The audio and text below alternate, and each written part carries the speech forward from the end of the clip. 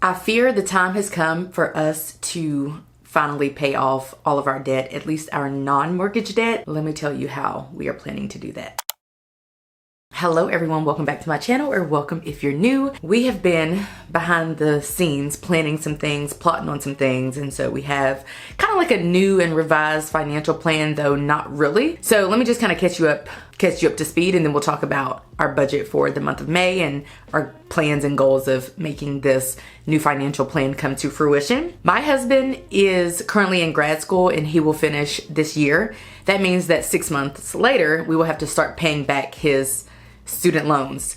That would be his undergraduate student loans. For the last several years, he has been enrolled in grad school, what would be the equivalent of part-time, and we have paid for his tuition out of pocket. That being said, he won't owe any grad school debt, student loan debt, but we do need to pay off his debt from undergrad, and we paid off about half of it some years ago, and then we stopped, and then COVID. We stopped to buy a house, and then COVID happened, so that put them in a forbearance. And then before COVID even officially ended, I believe he had enrolled in grad school, so they're still in a forbearance. So basically the balance is the exact same that it was back in 2019, which is wild. And we need to pay off that debt, preferably before he has to start paying back the loans, which would be 6 months after he graduates, which we estimate to be about June of 2027. Worst case scenario, we have a whole year and some change to pay off the student loan debt, but ideally we would pay it off sooner rather than later. Also, my student loans have come out of a forbearance, and we need to pay on those starting in June, and hopefully my student loan debt will be eliminated by next year as well, preferably around this time or around the same time as my husband's. That would be ideal. And then also we have a car loan. So our car loan that we got in 2021 has like $3,000 some left on it to date. We have not made any additional payment. It's just been almost 6 years.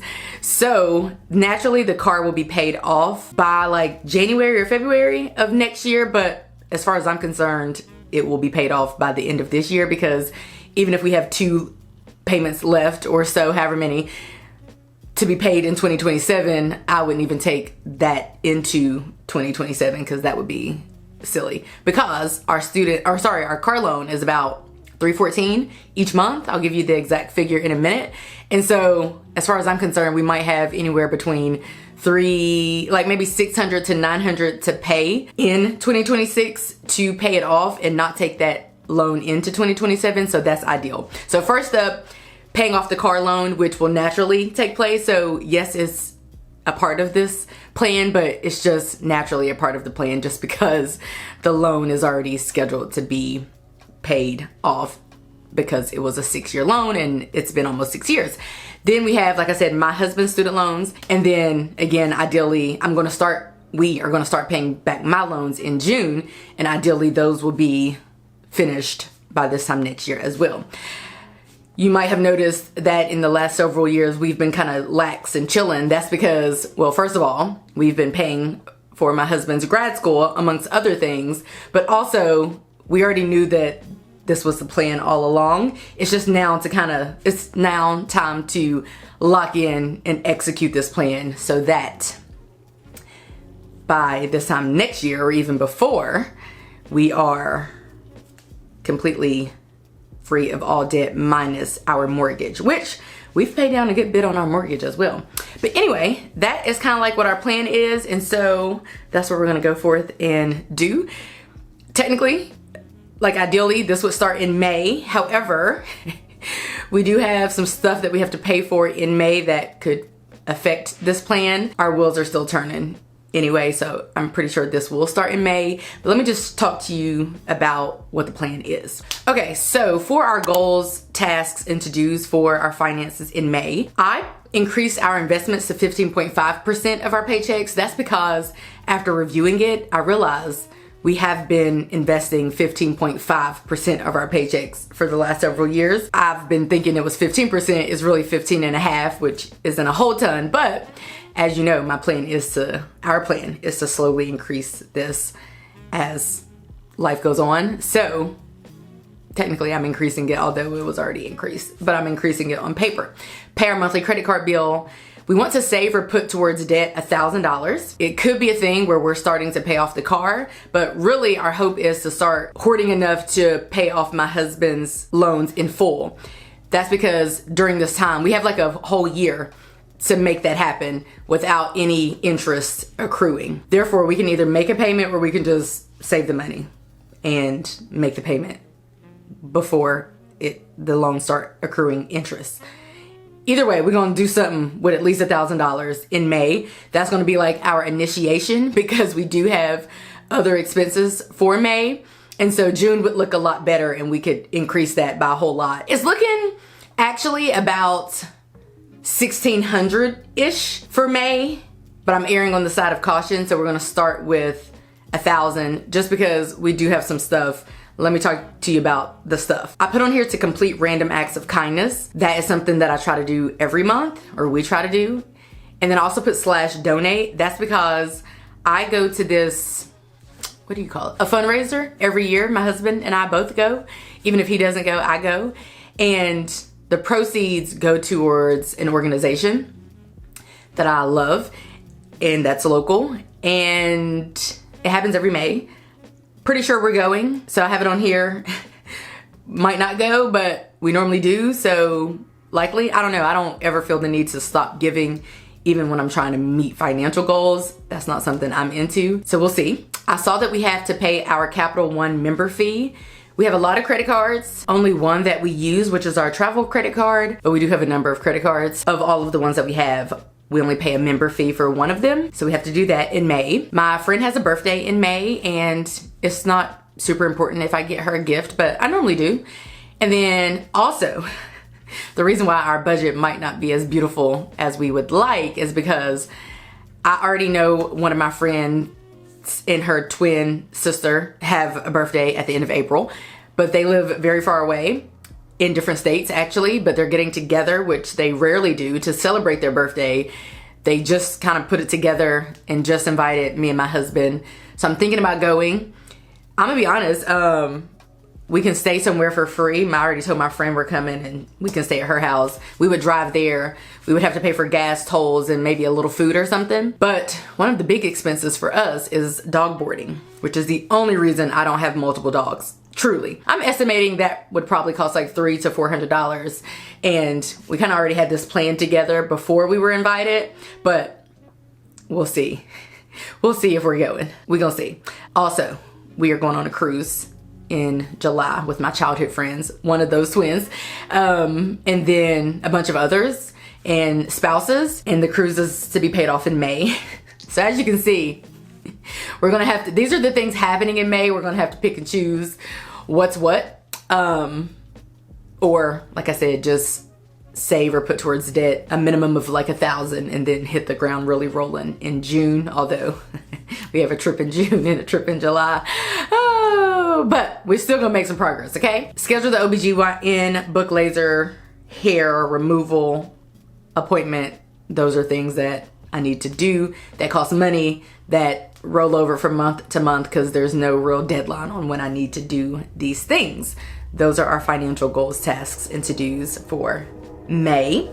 Let's talk about our budget. Gym, $62. We have been in our gym era, so while we may have been able to maybe cancel the gym some months back or something, we've actually been going to the gym quite a bit for classes and working out and things.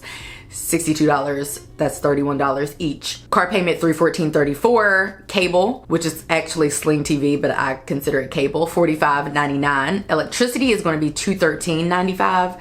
Our car insurance is the same amount. That's another update. As you know, we for years paid our car insurance in full every 6 months. But recently, because I've been able to get our car insurance bill down so low, it isn't really saving us a lot of money like it was in the past to be paying semi-annually. It's not really saving us that much money. We might as well pay it monthly. It does cost a couple more dollars per month to do that, but it's not like it's saving us hundreds of dollars just because it's so low right now. Maybe because we just kind of bumped up to diamond members, I think. So maybe they're letting us chill at this rate because it's the same rate that it was the past 6 months. So we did already get our new policy, going to be starting paying for that in May. Same amount, $143. Lawn/pest control is $90. Mortgage is going up in May, as it does every year, which is wild because it is going up a significant amount. We started about 7 years ago at like $1,400 and some change for our mortgage, but it's not like the actual payment to the lender that goes up. It's the escrow. That's the property taxes and all the things. And so because of that, in May, we will then owe $1,795.37. That's also something taken away from our previous monies. Sirius XM for our car is going to be $9.99. Water/sewer, I'm budgeting 80/20, which is the amount that it is pretty much every month unless something really fluctuates. Internet is going to be 90/30. Amazon Music, $11.99. Pet insurance, pet plan, $67.55. Security for our home, $57.14. Capital One fee, $95. Life insurance for the both of us, $42.19. Netflix, $7.99. Those are all of the bills that we have to pay, everything with the due date. That leaves roughly, and it's real rough. And when I say rough, I'm talking roughly as in we will probably exceed the saving amount or debt amount by a good bit, but I'm erring on the side of caution. $1,563. That is a figure actually that we came up with based on paying off my husband's student loans. I have 1,563 on the budget spreadsheet, but on the goals I have 1,000. That's because, here's the thing, you know, we're going on the trip in June. That's already primarily paid for, but we do still have some things to pay for. So I'm thinking we might be paying for some of those things in May to get it out the way. And I'm thinking the same thing for July. They're both group trips with lots of people. And so actually lots of couples and spouses actually. And so we're just kind of going with the flow. But if somebody's like, oh, pay this, or y'all want to do this, blah, blah, blah, we're going to book this excursion or whatever, we need to be able to pay with everybody else.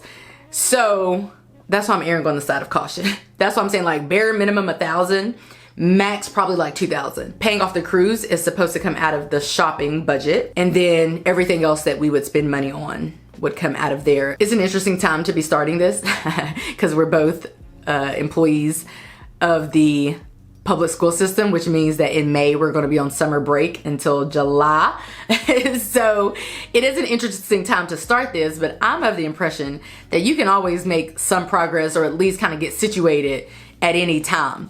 This doesn't have to be flawlessly executed starting next month or in June or even July. Maybe it starts being flawlessly executed in August, but we can always be making some progress. Maybe we don't save $3,000 in May, which would be ideal, but with all this stuff going on, it's not gonna happen in May, but maybe we can save half of that or even $1,000. That's still a pretty good amount considering the amount that we're trying to put towards my husband's student loans, which isn't a high number, really. That's why we can casually take our time paying off the student loans.